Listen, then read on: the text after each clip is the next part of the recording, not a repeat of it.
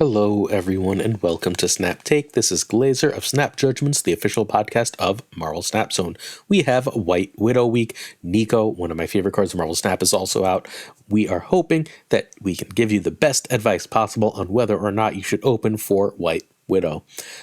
Before we get there, though, we are hosting a major tournament with you heard that right, $1,000 prize pool this weekend. It is happening April 27th and April 28th. You can join by just checking out the Snap Judgments Discord in the description to this video. Completely free to enter. Thanks to Primed Mind for the sponsorship in order to get us to that $1,000. Check out their app on the App Store if you're willing to. If you're not sure how to sign up, Gunny T at Snap Tactics Gunny T has a bunch of instructions on YouTube. This is going to be a huge tournament for really big money. Please check it out. If you're interested in the Marvel Snap tournament scene, we have two other options for you. They both require exactly $1 from you on Patreon. That's so we don't lose all of our money supporting these tournaments. We still operate at a loss, but hey, it's fine. We're trying to build the tournament scene in this community. Multiple times weekly, we host regular King of the Hill tournaments. These are just little quick tournaments so that you can get a feel for tournament play and have a good time. And we have Snap Judgments League Season 2. That is where you will play one game a week in a pod of about 32 people, including numerous humongous content creators. The winner of each pod will now have a top 4. The winner of each pod moves on for hundreds of dollars of prizes. And there are multiple prizes just in each pod for participating. So check it out. Snap Judgments League Season 2 is kicking off. We're going to talk much more about that next week once the Grand Prix ends. Before we get to our new cards, we are, as always, going to give you a deck because everyone doesn't want to get the new card, right? Everyone doesn't need to know everything all about White Widow or feels like they have their opinion set. So we always start each video off by giving you a brand new deck. This is our friend Wolf's. I called it So Smooth. He's got like a red blood move thing name for it because he is Psychotic Wolf. Psychotic Wolf is one of my favorite people in this community. Just a wonderful person who you should absolutely check out the Twitch stream of. I think you'll really, really enjoy it. Havoc can be Silk, White Widow, Medusa, or Kraven, but Havoc has two real uses. First, Havoc is absolutely incredible. It's a 2/8 with Hope Summers up. The other use is, I don't know if you've noticed, but Baron Zemo is all over the place. And when they Zemo off your Hope, they are in trouble, especially if they do so early. If they Zemo off your Hope, and they decide to stay for some stupid reason, you also have Shang-Chi to make them suffer for it. The same changes for Havoc are the changes for Jeff. And yes, I did sneak this in as an extra White Widow potential deck as well. Kitty, Elsa, and Hope are a package that you need. Red Hulk can be Magneto, but I think you should get Red Hulk. Although I'm going to say this now, you should probably wait till Thursday. We know there's an OTA Thursday and a patch Tuesday. So if you have the tokens and are willing to wait a little bit, get through the OTA and patch so you don't feel bad immediately after said decision. So again, OTA this Thursday, patch next Tuesday. Always make your best decisions right after major changes, right? Because those should be the ones where they're going to give us those major shakeups. Turn by turn. So this deck, by the way, has a 62% win rate in Infinite in like a sample size that is reasonably big at this point. So it's worth checking out. That's Infinite is no bots and 60% win rate is really high in Infinite. Turn 1, Kitty or Nightcrawler. Turn 2, Angela or Jeff. Turn 3, Hope or Elsa. Turn 3, and Kitty is generally your turn 4. So Hope or Elsa with Kitty will be your turn 4 if you have both. And if not, you just drop Captain Marvel. If you've been playing on Hope and have the extra energy, then Captain Marvel and Havoc is a great turn 5. If not, you're perfectly happy to drop Vision. If you've got Hope and don't have those other combos, dropping Doom or Red Hulk is really good. And then turn 6, you go off with whatever you can. Cool. Did one last look at the deck. Also, gonna mention a few quick things about this. First, yes, I finished my Hips album. You can see my beautiful new Hip Captain Marvel. I've got 3 albums complete. They are the 3 Hip albums. There is 1 Hip that is store available that I don't have. The other thing to note is this Doctor Doom variant is in the shop for $10. We're going to do a bundle review for that tomorrow because this video is already packed, but it's already all written up and scheduled. Spoiler, it's not great, but $10 isn't that much. So if you want more $10 bundles, you buy the semi-not great one. There's more to it, but that's the TLDR. All right, we're finally on to White Widow. White Widow is a 2/2 on reveal. Add a Widow's Kiss to your opponent's side of this location. What's a Widow's Kiss? Well, a Widow's Kiss is a token that comes out for White Widow. It is a 0/0 ongoing. This has -4 power. Disable if your side of this location is full. So, I'm going to, again, give you a TLDR for anyone who's in a rush, anyone who can't make it. I'd appreciate if you kept watching. Helps a lot for the channel, for the videos. But anyone who really needs to know, I think this is one of the best cards in the game, period. Cool. All right. So the spotlight caches for the week. You have this White Widow, which I may get. It's pretty nice, right? It's one of my favorite Victor Pharaohs. I actually really like the texturing on the hair. I am opening this week for sure because I want the piece Moko Nico very badly. It's one of my favorite pieces of art. It may look a little bit more like Neil Gaiman's Death than Nico, but I don't care. I want that card. And then we have Snowguard, and I don't like the Snowguard a lot, and I have two Snowguards I do like. One old Spotlight Cache, one with the wings, but if I get it, I get it. As far as the quality of these cards, before we go much further, we have full breakdowns of both of these cards before the end of the video, I promise, with advice for what to do if you own any combination of these cards. White Widow has other variants. One is Art Germ, the other is, I want to say, Marquez. I believe the Art Germ is due to come out the day after White Widow, so if you buy it right away, you can buy White Widow. The other one I like more. I wish that one was coming out, but I'm perfectly happy to buy the Artgerm for this. It'll be one of the rare Artgerms I own. I don't love the White Widow base art, and I think all the variants are at least good, so I'm perfectly happy to get whichever one of them I get for the time being. All right, synergies are real simple here. First thing to know is your opponent has to fill the location. They have to play three other cards there in order to fill the location to turn the White Widow's -4 off, but they still get stuck with that 0/0.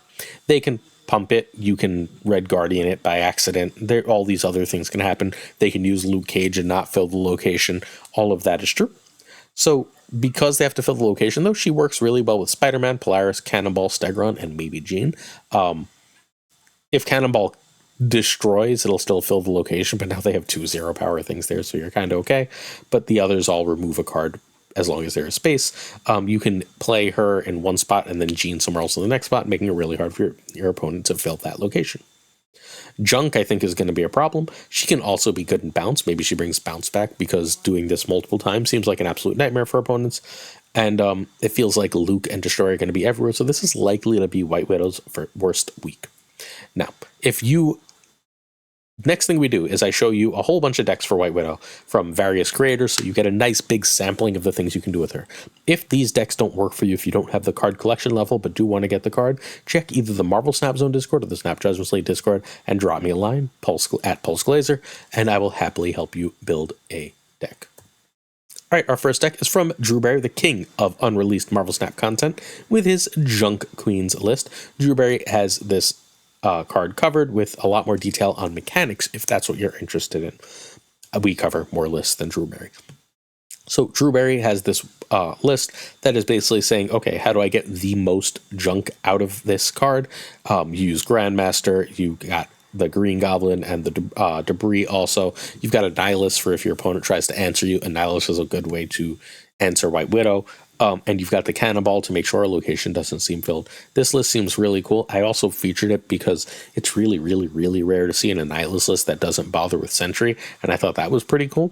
You don't actually have to bother with a Nihilist unless your opponent is a lot of the time here. Unless your opponent's playing White Widow, the only thing you really need a Nihilist for is the Hood. Everything else is just kind of good. I guess if you hazmat your own rocks, right? But I guess outside of that, it's going to work really well.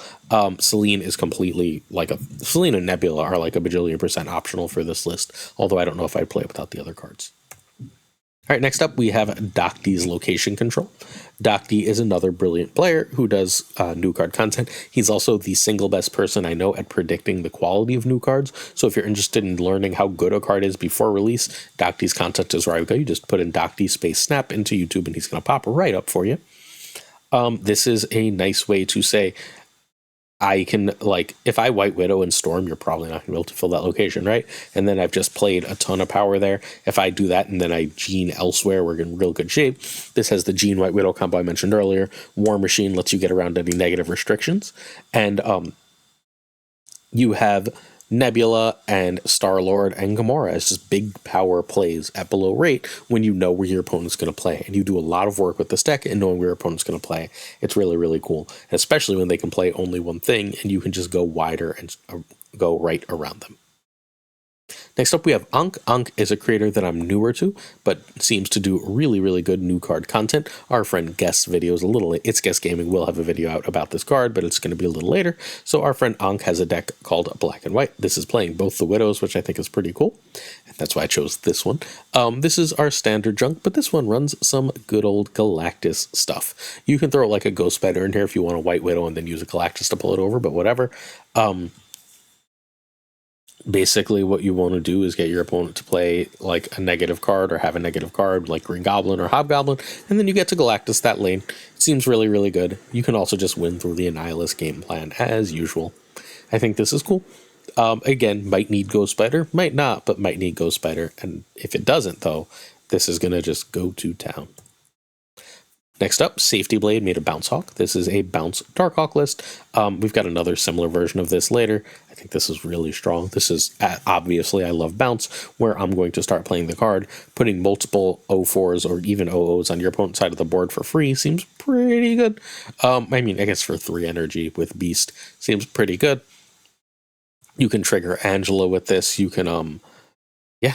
Like if they're drawing rocks and have dead spots on the board, that seems to be a really, really good way to win games of Marvel Snap, and that's what Bounce Hawk is trying to accomplish. Obelisk, a friend of mine who has a Twitch, who is a really cool deck builder and a really nice person. We talk all the time. Obelisk decided to try the card in a Cerebro 2. That makes a lot of sense. Anything that can generate sort of extra power is something Cerebro likes, and White Widow is fundamentally generating extra power by saying you have to play here. It's especially cool if your opponent's doing ongoing stuff. You can slap Echo and then White Widow and say, go ahead. Or if they're playing a bunch of big stuff, you can slap White Widow and then Goose and say, go ahead. And then all of those 2s become 6s, and you should be able to win. Electra is a really, really cool inclusion here, as are Negasonic, because as they're trying to get rid of that -4, that's more ways to get rid of the stuff that they're using to bother you. Storm should be a free location. Storm is very often a free location for Cerebro. It's a very cool list. I like it a lot. I think it's a really great idea. Iron Cloak is a Marvel Snap Zone user who I think makes really cool decks. Regular player, but just generally one of the first people I check when I'm looking for new decks for new cards is Iron Cloak. Iron Cloak sent me this one. I think this is really cool. I think Annihilus and Lady Deathstrike go beautifully together as a way to get rid of voids and cards like that. When you don't get your Annihilus, you can always Lady Deathstrike it and steal that lane, as they've tried to play low power things. White Widow is also going to lead people to play a lot of low power things to try and fill locations. Lady Deathstrike's great there too. The rest of this is fairly self-explanatory. If you can win a Professor X lane, everything is obviously far easier. If you can Goblins and Hobgoblins and Widow's Kisses make those lanes easier to win, because they have to overcome the negative power in those lanes to get to you. This kind of deck worries me. I think this might be too good. I probably won't run a lecture in it at the end of the day, but like barring that, I think this is kind of disgusting. Oh, sorry. Just in case, I'd probably just run like a Shang or a Cannonball. Next up, we have Gnome's Double Cannonball. Our friend Gnome, brilliant Twitch streamer at gnome__plays, had played this Double Cannonball to great effect in the top 100 ranks. It's a nice, simple list. I threw White Widow into it because White Widow is really good. You have the same Professor X shenanigans now. This one tries to take advantage of the Grandmaster stuff too. Judging by the name, obviously, it wants to use that Grandmaster on Cannonball toward the end of the game, which Ravonna allows, but just having like those Widow's Bites there and saying, now I can get rid of 2 of your things and you don't have that much space, so everything's going to be crowded, my Cannonball's better, is a really, really cool way of going about things. I think this list gets way better with White Widow. We talked about another version of this from Safety. This is Gnome's version of it. This is the list that I've got currently built in my client with with Falcon in the White Widow spot. I don't think with only 3 ones we especially need Falcon.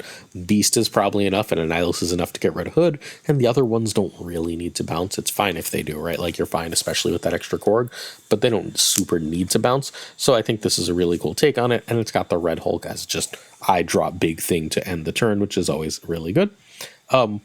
Again, multiple Widow's Kisses when I'm trying to drop a lot of power is really strong. If you've got to try and fill that Widow's Kiss lane, it's really hard to fill that Sentry's Void lane as well, and I think that combination is really powerful.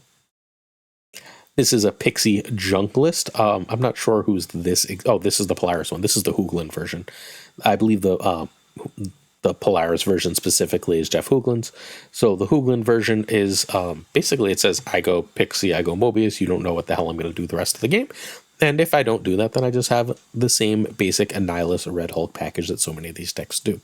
The Annihilus Red Hulk thing is really strong. You basically put a bunch of negative stuff on their board and say, I've got the biggest thing in the game, beat it. Polaris helps the clog. It also helps you pull something off the White Widow lane, so I think it's better than it was in earlier versions of this deck.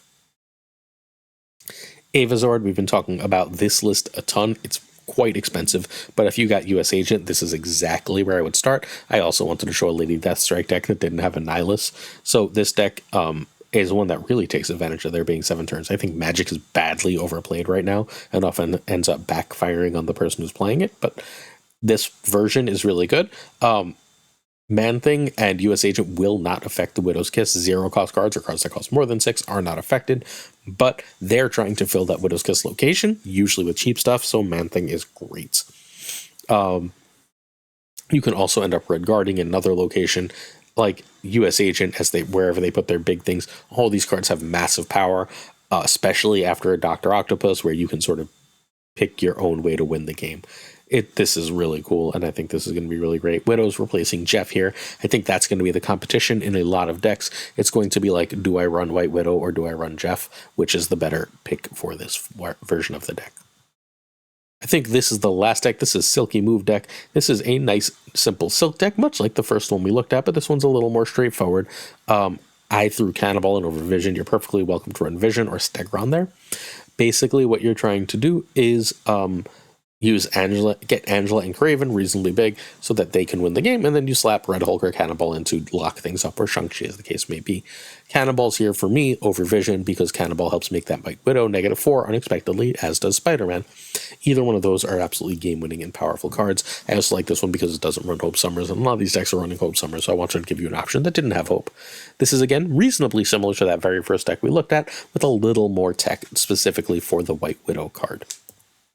All right, so does White Widow look good? I think she is straight up power creep on Green Goblin. She is representing 5 power for 2. Goblin is -3 for 3. So, like, that's, I mean, both take up a space on the opponent board. She can also adds control to how and where your opponent plays. I think she's amazing. I think she's also backbreaking and game-winning on certain locations. Particularly, she's going to be amazing on Sinister London, I believe. No, Bar Sinister. And like, if you drop her on Bar Sinister, unless they have like a Space Stone or something along those lines, you've won that location. If you drop her on a Space Throne, same basic idea, you've basically won that. They can try and drop a Jeff on top of it, but they didn't fill that location, did they? I guess they did at that point, so they would be up 1, so you would have to drop your own Jeff there. Fine, you take that trade. I think she's basically immediately going to be a nerf candidate. I think by the end of next month, she's going to be a 3/3. I think she's probably too good. I think she's, again, one of the best cards in Marvel Snip as she's printed. She is a buy for me, but we never really know until a card comes out exactly how good it's going to be. Hopefully War Machine really, really drove that home for us all again, because everyone thought War Machine was going to be insane, and most people were wrong.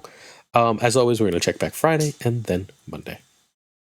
All right, our first Spotlight card, and again, the advice is still coming. Our Spotlight card is Nico Minoru. You can open Nico Minoru if you don't have her, or you can get the variant for her. She is on reveal after you play your next card, cast a spell. So the only spell that affects Nico is the next card you play will double her power. So if she's a 2, she becomes a 4. If she's a 4, she becomes an 8, etc. The other spells all affect the next card she plays. +2 power, becomes a demon, destroy and draw 2, move right, replace location, add a copy to hand. She's got 7 spells. They're literally all good. Move right is occasionally annoying, but they're basically all go from good to game winning. She is in way more decks than you think, and the decks that she's in either don't work without her or are significantly worse. I think Nico is one of the best cards in the game, and definitely one of my like 5 to 10 favorite cards in all of Marvel Snap. So we just finished the first season of the Snap Judgments League, our tournament series, and in the winning deck of the Snap Judgments League was, guessed it, Nico Minoru. This is Nico from that list. She's here just as a utility piece. She lets you play Cull Obsidian. She gives you a way to get rid of your hood and draw extra cards. She can turn it into a demon. She can get you into a location you don't want to see. She's just an extremely powerful utility piece. This is a deck that obviously works without Nico, but there's no other one that's quite as good and useful in all the different ways that she is. She's also great in bounce, where you can get multiples of her spell. Turning a Bast or a Hood into a demon or getting that extra draw is one of the ways to snap and win with bounce, because probably the most important thing you can do in a bounce deck is you can play Bast and hit Mysterio and Iron Man, and if Nico gives you a greater chance to do that, especially when you bounce her and use her twice, which Beast and Falcon allow you to do. This is Zunz, the 15-year-old player who has finished at the top of the Infinite Leaderboard before list, and it's just extremely powerful in this list. It's not meta right now, but it's always worth keeping an eye on bounce, because one tweak or one new card always can get it there. Nico would not be the first cut from this list, just for the record. So, Nico is stellar. Next up, we have a Lady Deathstrike Destroy. This, I just grabbed the one Zal Snap made. This is our standard Destroy. Usually they run Shang-Chi. The Canvas version ran Shang-Chi. Iron Man and Magic started being everywhere for a while, so Lady Deathstrike replaced Shang-Chi, because Lady Deathstrike's really, really great against Iron Man in particular, right? So it also makes your death really cheap. It's a good card in the list. Is it as good as Shang-Chi? Depends on the meta. I usually think no, but right now, probably. So Nico is amazing in Destroy.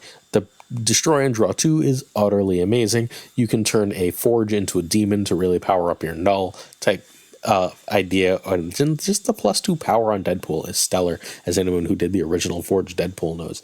The +2 is also pretty damn good on X-23 and Wolverine, don't forget. But this is a very cool list. Nico is in all the best Destroy lists. Dickens, but Tempo. This is a top 5 list in Marvel Snap right now. I think this is one of the lists where I could not figure out where to fit White Widow, but White Widow fits real good here. This is another perfect home for Nico. Why? Because you have Yellow Jacket, Hood, and Pixie, and the extra Mysterio clones, right? You don't give a crap about any of those cards. Using them to draw to, turning them into demons, giving them +2 power, all of those things are completely amazing, and they don't work without Nico. Nico is stellar in this list. Finally, we have Phoenix Force. Phoenix Force is probably the single best Nico deck, because if you can go Nico, draw 2, you're probably going to hit your multiple mana or Human Torch Phoenix Force, and that's how you win. All the best Phoenix Force decks have Nico. Nico is a force amplifier. Get it? Force amplifier. In the decks that she goes in, where she makes them significantly better and more consistent by her ability. Our next spotlight card is Snowguard. Snowguard is an on reveal that adds 2 3-cost cards to your hand, the Hawk and the Bear auras. The Hawk is a 3/3 on reveal. Ignore all location abilities until the end of next turn, and both players do this. It will turn off at the end of the game, so if you were counting on +5 not being there or whatever, the location abilities come back at the end of the game. The Bear is a 3/4 on reveal, trigger the effect of this location. Sometimes the Bear doesn't. Most of the time the Bear does nothing, but sometimes the Bear will hit the location that puts 4 rocks, and then you auto win it, right? So the Bear can be hit or miss, but when it's great, it sure is great.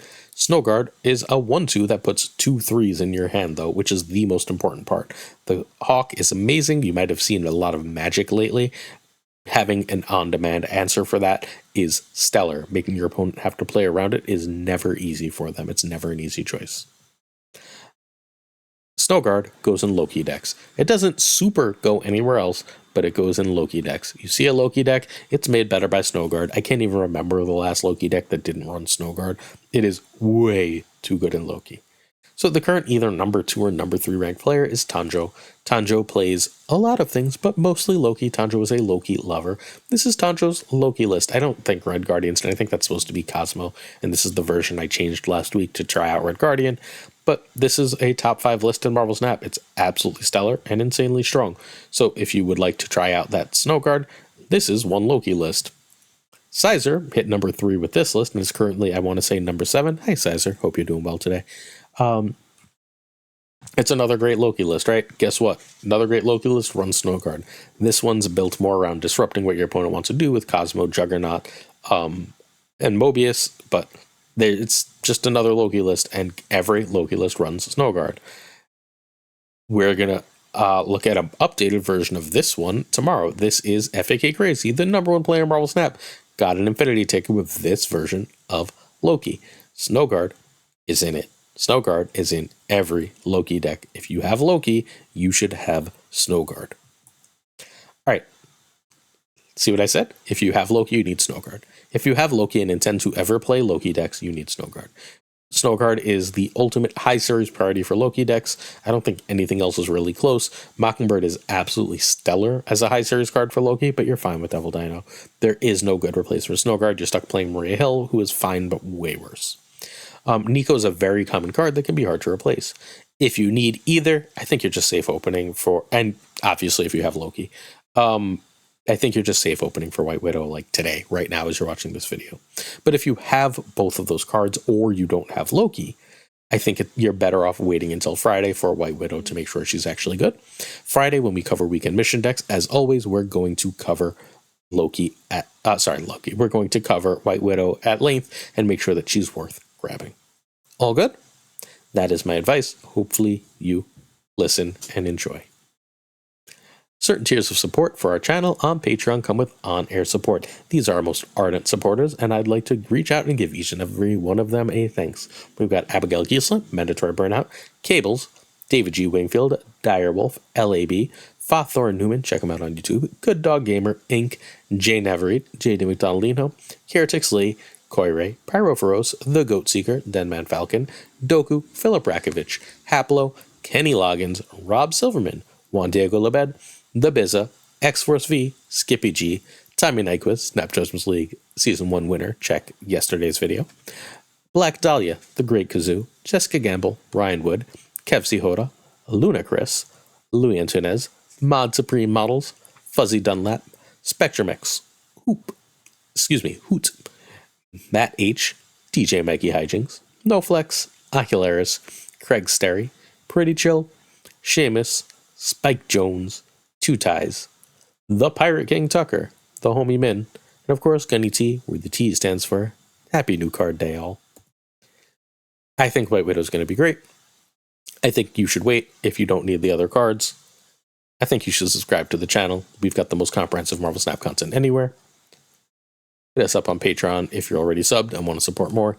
Thank you so much for watching. See you tomorrow for, as always, another Snap Take. Peace.